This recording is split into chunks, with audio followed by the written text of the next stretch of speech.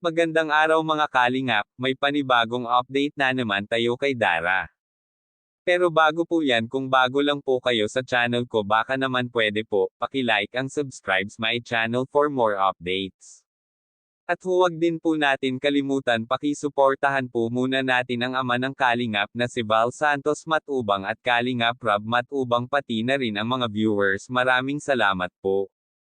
Mga kalingap, muling pinasyalan nila Kuya Rob ang bahay nila Dara. Naabutan nila ito si Dara na nagwawalis ito sa bago nilang bahay.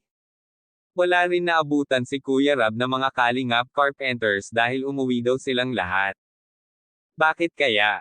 At sa anong kadahilanan? Nagulat din ito si Kuya Rob dahil ilang araw pa lamang ito nakabisita ay tapos na sila ito naglagay ng tiles, kaya lalong napabilib ito si Kuya Rob sa mga carpentero.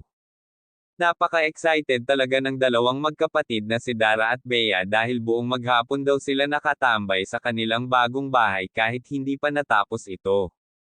Sabi ito ni Dara ay kahit wala pa ang kanyang tatay ay nakahanda na ang isang kwarto para sa kanya.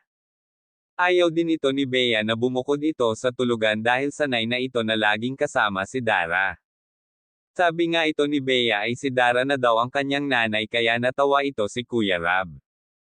Pero hindi naman talaga maiwasan mga kalingap dahil simula bata pa lamang ay siya na talaga nag-alaga kay Bea.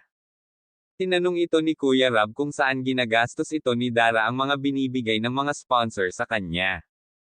Sabi nga nito ni Dara ay ginagamit para pang grocery at pambili ng mga pangangailangan nila at pang merienda ng mga carpenters.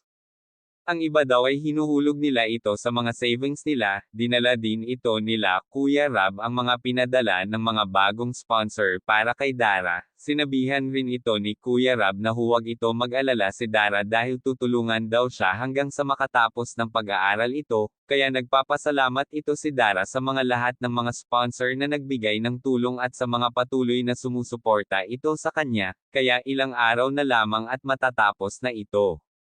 Hanggang dito na lang po mga kalingap, thank you for watching and God bless us all.